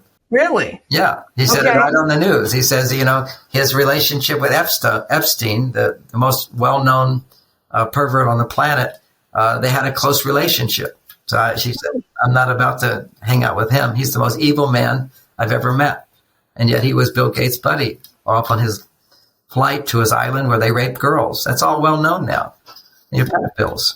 That's why I call him a pervert. And these people are sick. And they're sick because when men get paid more than they're worth, they also become mentally ill. This is also well known that it used to be called playboys. If your parents were rich and you're a male and you didn't have to earn your money, you had low testosterone, you had high estrogen, so all you cared about is having fun and playing. That's what men do. Then now what we have is a whole younger generation just want to play video games and masturbate. They're like all playboys because it's so available to them and it's like cocaine. It'll immediately raise their estrogen, suppress their testosterone. We're in a big mess right now. And a lot of that is that 60% of males grow up without a father in the home. What does this do for a girl? She has no interest in males. You can't trust a male. What do I need them for? They're too weird. It's like they don't see how amazing having a father in the home could be. And they have a mother, and they don't know what happy female is either because they have a mother who's not happy because she didn't have a man. You can't raise a child by yourself and be happy. It's the most stressful job on the planet, a single mother. What is this solution for men and women in this day and age? Women are working. They're making money. Supposedly, I heard that women nowadays, on average, are making more money than men. On average, they are. They make 30 for the same job, and the same. My wife has just brought me a drink. We're going over time, so we're going to be a little casual here. She works very hard. She's a chef, and she makes Chinese desserts. Oh, okay. That's great. Those are not very sweet. That's why she says, what do the white people like? We like white.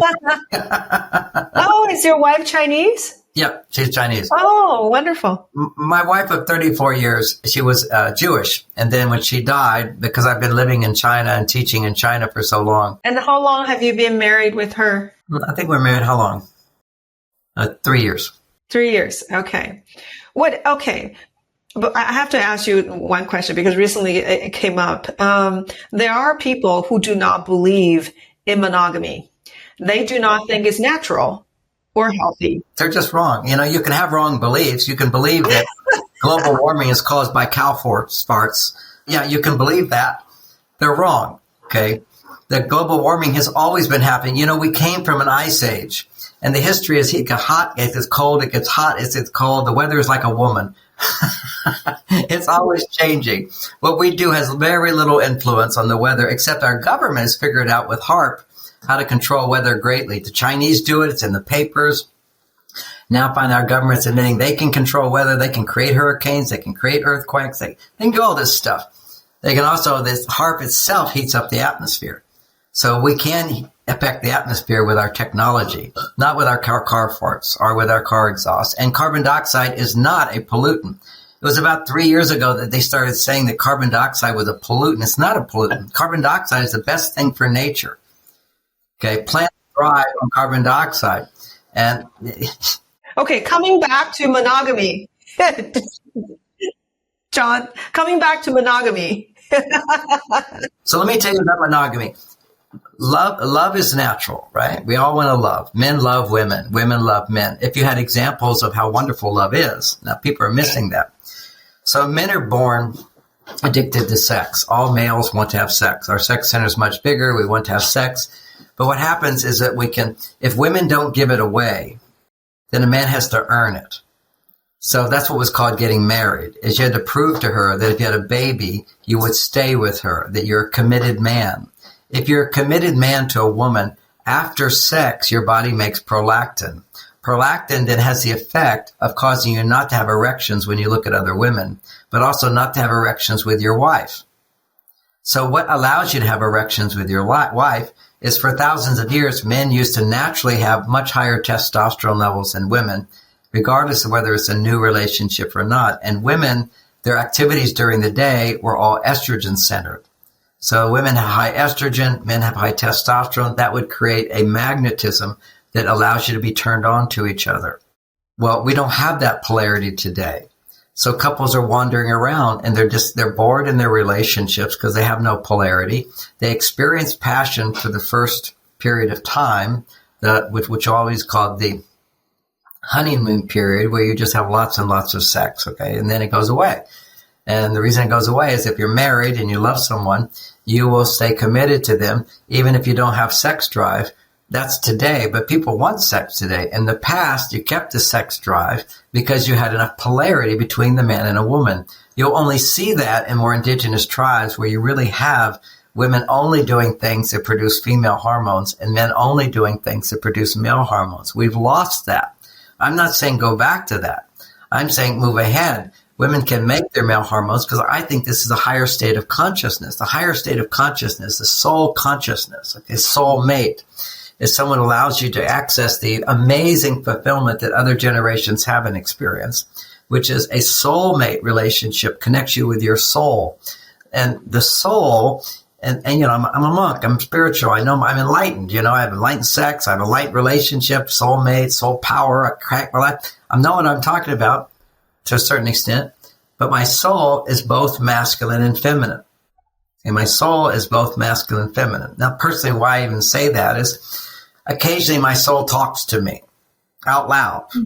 Okay, so one day my soul said to me, if I could say it was God talking or an angel talking, but some voice outside of me was talking, it said, "Hi, John." That was it. The tone of voice was so masculine and so feminine. I've never heard any tone of voice like that. It was a soul. It was purity, pure power, confidence, integrity, strength. At the same time, pure love, joy, softness, hard and soft at the same time. This is what all the ancient traditions talk about, yin and the yang. The Hindus will have the god, the male god, the female, they're in ecstasy together. And he's the god and she's the goddess, all that stuff. That's the soul. The soul is both masculine and feminine. Our bodies is to bring the soul into the body means that I need to be accessed. First, I have to be grounded in my masculine body, my good old Y chromosome, and be able to also simultaneously connect with my female qualities. So I have both masculine qualities and feminine qualities. That is the wholeness. The whole idea of Plato and talking about soulmates, you're looking for your other half. That's how you find completeness in life. The other half of a man is a woman. The other half of a woman is a man. So when a woman can have a man, she can then find her female side. When a man can have a woman, he can find his female side. That's what we're all looking for, is the female side. So see, if a woman has to be masculine, she can't connect with her female energy. She's busy being masculine. But a man steps in and says, I'll be your male side. She can now discover her true self, which is her female anchored in her body, but also having this male allows her to feel both her masculine qualities and her female qualities. They all come alive. Same thing for me. Through love of my wife, particularly, my male and female sides come together. Now, that's the wholeness. So here you are, a doctor, you studied hard, you developed your male side. There's no question about it. Your parents, if you're Chinese, you had to perform, you have pressure, you have to be the child they're proud of. That's all your male side. So then how to come back to your female side is practice these hacks of seeking reassurance from your partner, having a man who really can hear you, a man who will never be angry at you, never be angry. Your father would get angry. Chinese men, they get all angry, dominant. They call that masculinity. South American, that's macho, hyper masculinity. All macho behavior is hyper femininity. It's just that when men go to their female side, they become angry. See, all dominance, trying to dominate others, attack others, that's just insecurity. When you're confident, you don't hurt anybody. And if you have to protect yourself, you're like a karate master, a qigong master. You're cool, calm, and collected. I love Chinese movies because always the heroes never get upset about anything. They're kind, they're generous, they're powerful. They don't get perturbed about things. They worry about nothing. They believe in God. They're the good guys. The good guys never get angry. And if you are angry, you don't talk. So it's a big thing. Part of the Chinese culture is men not to talk because they knew that if men are upset and they talk, they only become violent. That's true. So this is what we have to learn today. Men, stop talking about your feelings. Talk about what you think. It's fine. Talk about the weather. Talk about the politics. Talk about your job. Talk about education. Talk about new ideas. Talk about theories. Just don't talk about your feelings. That's what ruins everything. Oh, tell me what you're feeling. I want to know what you're feeling. No. If a woman wants to know what a man's feeling, she wants him to know what she's feeling. And so she's the one who's shut down. She wants to connect. So you connect by opening up and letting a man in. You have connection. Women go, but no, I want to go in him. No, he only has. It's not the right direction to go in. So you do not believe like this whole, there's a separate movement of polyamory. Polyamory is just couples who are bored and can't have sex. Okay. And because they go to the old thing of they lost polarity. Our society, men and women have lost polarity. Sex is going to go dead in every relationship. So basically, if you have monogamy, then you have freedom from sexual addiction, but you also have to have polarity to experience lasting passion with your partner and no sexual interest in anybody else. We're designed to be monogamous because when you love somebody, certainly we're designed to love, right? So you want to design to love. We all are designed, I want to be number one. You don't want to be number two. You want to be number one. Everybody wants to be number one. And for a woman, I want to be the main person. That's healthy. That's good. When you're number one, you get more estrogen. If you're number three, you don't have as much estrogen. You have to wait. You're not important. So this is what every woman wants. That's what romance is you're special. My attention's on you. I take you places. I do what you want to do. Another romantic hack is guy says, what do you want to do? And you say, what do you want to do? No, you tell him three things you want to do and say you pick. So you don't have to feel the burden of is he going to like the date or not? He already picked it. He owns it. But it's something you want to do. That makes it estrogen stimulating. So anyway, so the idea is, yes, men can make 1,000 babies, one after another. We have the sperm to do it. But when we find the woman that we love, then a body will make prolactin if she loves us. So it's a mutual love. He's committed, which allows her to love. Women cannot fully love without commitment because you're going to lose it. If he's not committed to you, he's going to go off to the next younger woman. As simple as that. Everyone knows that. Go China. China right now, the relationships are so sad because if you have money and you're a man, you're always going to cheat on your wife. That's just a known. That's not like me just saying it. Everybody goes, yeah. How's a woman going to feel I'll ever be number one? So then women don't feel the number one. Women are making way more money than men in China. They're out there doing their businesses, and they're not marrying. The government loves me.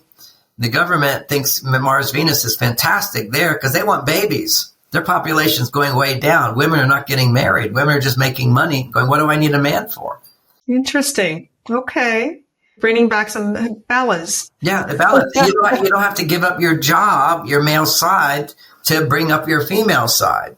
You just have to have a man to use a man to come back to your female side. You won't be using it for money. Money, when you're hungry, money will put you, not having money will put you on your female side.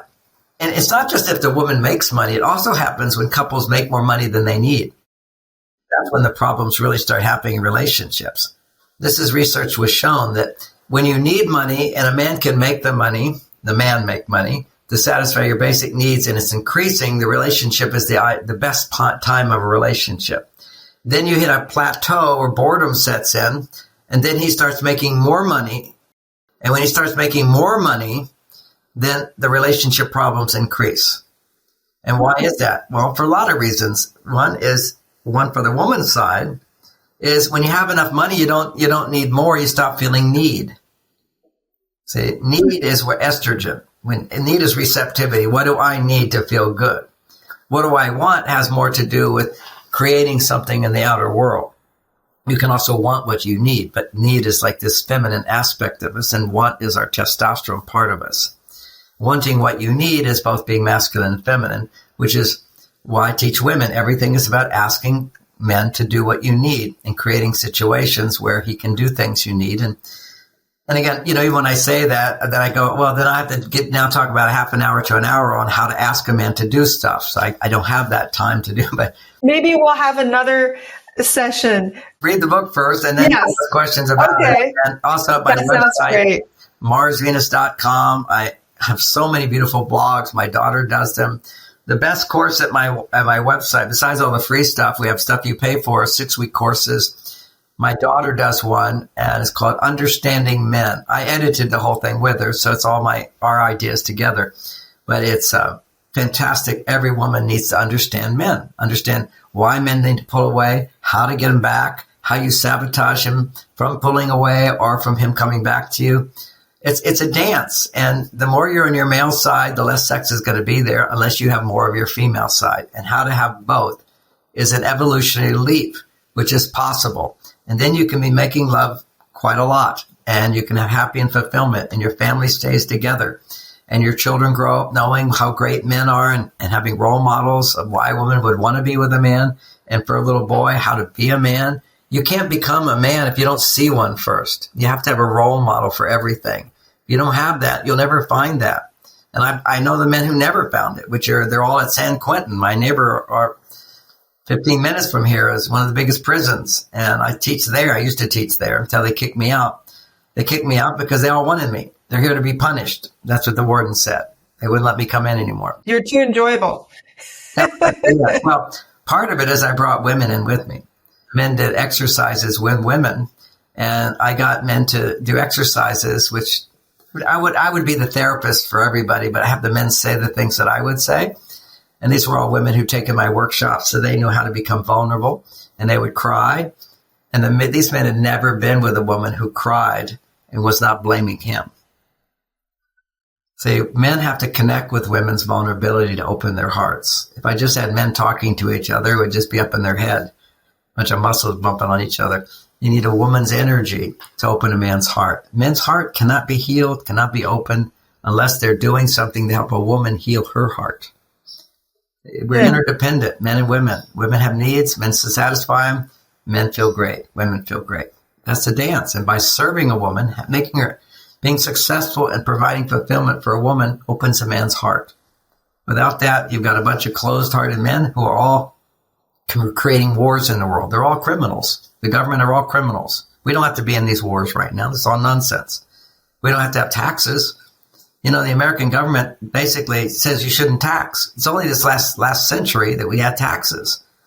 They can do tariffs. Our government can completely run on tariffs. The amount of money they get from all of these middle-class people who worry about taxes all the time, have half their money taken away, ridiculous. The government doesn't need that. That's all just control. It's all just control. It's a complete corrupt government. And yet everybody accepts it. They normalize the evil. And now, even with the shutdowns, when it came to all the medical shutdowns, I mean, we'd established after World War II, you cannot force someone to take a medicine, period. And here we are, forcing people to have shots. We didn't really force you. They say, you're just going to lose your job. We didn't force you. And you as a doctor, if you told somebody to do ivermectin or you told them to hydrochloroquine, you lose your license. Yeah. Still the case. They can fire you. Even for doctors who just speak, scientific evidence or having an honest intellectual discussion, some have had their degrees taken away. That's tyranny. See, people, when I talk about this, why do you want to bring everybody down with this? I said, no, this is enlightenment. Tyranny has always existed on this planet. It's always been there. We're just waking up to it. See, the war, there's never a reason. Nobody wants to fight wars except a bunch of psychopaths, a bunch of wounded psychopaths somewhere. Yeah, there's no reason to go, en masse to kill each other. That's exactly right. Right now, there's no reason for what's going on now. And there's no reason for the lockdown. They made up this whole thing that if you don't have a mask, you're spreading, or you get the vaccination and now you're not spreading. And now we know that if you got the vaccine, you did spread it. And the mask doesn't stop it. Everybody was wearing masks. Everybody still was having sickness and everything. But it's all nonsense. And so what happens is they cause people to stop having rational thought. It causes them to become back to childlike people. They want to keep everybody like children, dependent on the government, not dependent on themselves, and not dependent on each other. Because, men live to serve their wives. And if you don't have wives, if you're not in love with women, you'll serve the government. That's it. You'll just become a good soldier, obedient, mindless. This is what, there's these control freaks. They're cuckoo. And they meet every year, the World Economic Forum. They all sit up there and say how we're going to train everybody in the world. The latest thing they say is, they say, well, what are you going to do with robots take over and do everything? How are people going to be happy? This was their head guy says antidepressants and video games. Oh, gosh. Okay. Well, let's end with something really happy and positive. Any wisdom that you haven't shared yet? Some piece that makes us feel good. I'm going to come back to this beautiful, beautiful exercise. Just imagine you have a man who loves you so much, and every day you're able to wake up and say, do you love me? And he says, I love you. How much do you love me? With all my heart. Do you think I'm beautiful? You're so beautiful. Are you happy to be with me? You're the joy of my life. I'm so happy. Are you glad you found me? I'm so glad. I'm so glad. Will you always be with me? Yes, I'll always be with you. That's a message that we can give to each other every day. And we have to open our hearts and learn to get to the place of trusting each other so those things can happen. And all my classes, I just finished a weekend where everybody, gets such fast results for having better relationships. Once we understand we're facing new challenges in this world, and the new challenges when we solve them, we go to a higher level. And right now, all these globalists and all these crazy kill all the cows because they're producing carbon dioxide. That's all nonsense. Yes, we're going through a rough period where they're killing cows, killing chickens. We've got a new vaccine coming along with a new lockdown. They all got a plan. But, the good news is with the vaccines, they said everybody took them. No, everybody didn't. Only 30% of Americans took the vaccine. Only 30%. Now, there were a few more who took it but didn't take it again for the boosters. So with the boosters, only 30%. So we are the majority. So that means people are waking up and they're not going to do it again. And so that's all it is. It's this discovering our power. Governments can't control with too many people. They can't get away with it. They tried and they're going to continue trying, but we have the wisdom to overcome it. We can love each other. We can create a better world. And it starts with a better family. It all starts with a better family, mom and dad loving each other. And that's my commitment, is helping men and women find the good in each other and learn how to make it more so that we're able to raise children who aren't psychopaths, who don't listen to psychopaths, and they end up bringing more love and light into the world. That's beautiful. Thank you so much, Dr. Gray. It's an absolute pleasure What a fantastic conversation. All the pearls and all the wisdom, and it just very refreshing. I'm sure lots of food for thought, and with exercises. So I absolutely love it. And thank you. And I do hope I can invite you back and have more conversations, because you're just a wealth of knowledge. And we'll do it after we read this book, and then you'll have better questions for me. All right. Talk to you later. Okay. Thank you so much. Okay. Yeah, if anybody listening, you've made it to this point, if you think somebody can really benefit from this, to improve their relationships, to elevate their happiness, please share this. And again, I want to thank. Let me end with something really encouraging. I just thought of it. Remember when I was talking about belly fat is the number one inhibitor of testosterone in men? Belly fat suppresses emotion in women. Okay, it lessens your attraction for men. What's going to happen now? There's the Dr. Arciero has written a book on protein pacing. You could do that search. Dr. Arciero, protein pacing. Even if you just misspell his name, it will come up. What he's discovered is by eating more, you will lose weight and gain muscle mass. The number one reason women have, 80% of dementia over 80 is women. Okay. And 1 out of 2 people over 80 will have dementia, and 80% of them are women. Where is that coming from? The research is showing the lack of muscle mass, which stimulates your metabolism. Okay, so that's A. B, when you look at low hormone imbalances, majority happen, in most cases, is belly fat. What he found that if you dramatically increase your protein to 35 to 40 grams of protein 4 times a day, paced apart, 4 to 5 hours apart, so you never get hungry, you will lose in a month 20 pounds of belly fat and gain muscle mass. That's never been done before. And what happens is I thought I was doing so great. I lost all my belly fat in a month. And if you have like 80 pounds, you have to do this for 4 months or something like that. You stabilize. You stabilize because all that extra protein raises your metabolism. Anytime you diet, your metabolism goes down. Yeah. So, I remember when Oprah went on this big starvation diet, she became like shrunk, and then she ballooned right back up and can't lose weight. I mean, her metabolism is gone.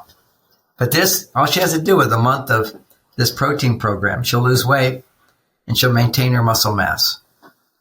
It's outrageous. This is a possibility for people. Now, it's 5 days on and then 2 days of low calorie protein liquids.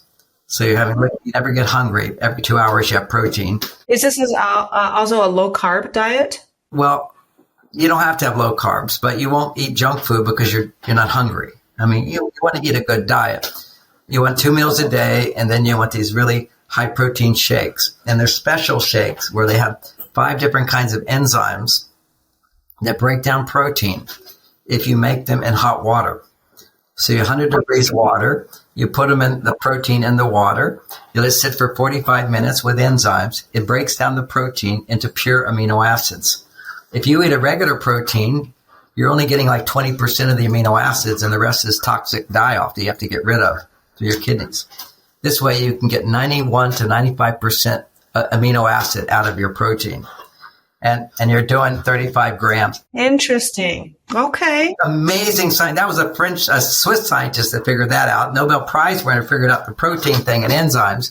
If people want to know more about this, the products at Dr. Arciero, go to my website, and you can go to contact us and ask me to give you the information. And I have people to guide people through the 7 days, because you have to know what to do on your fasting days where it's all liquid and where you don't get hungry. So people can go on your website. It's just johngray.com? It's marsvenus.com. Wonderful place, lots of information. Nothing on this diet thing.